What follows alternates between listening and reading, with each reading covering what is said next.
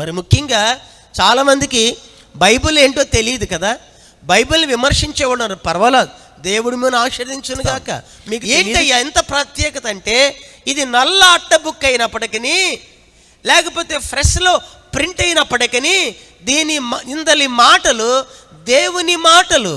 దీన్ని తెలుగులో పరిశుద్ధ గ్రంథం అని ఉంది, కానీ గ్రీక్లో లోగోస్ అని ఉంది. లోగోస్ అంటే the word of God. Logos అన్న మాటకు అర్థం ఇంగ్లీష్లో అయితే ది వర్డ్ ఆఫ్ గాడ్ అని ఉంది, సాంస్క్రిట్లో అయితే ఓం అని ఉంది. ఓం అన్న మాటకు అర్థం శబ్దం, శబ్దం, ఉచ్చారణ.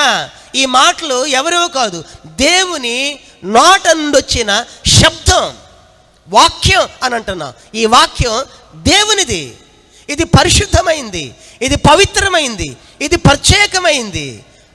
అన్ని గ్రంథాల లాంటిది కాదు, మత గ్రంథం కాదు ఇది. మతి నుండి వస్తుంది. బైబిల్ అందరి దేవుడు మార్గం, ఈ లోకంలో ఉన్న మానవుడు వెళ్ళవలసిన మార్గాన్ని తెలియజేసే ఏకైక గ్రంథం బైబిల్ గ్రంథం.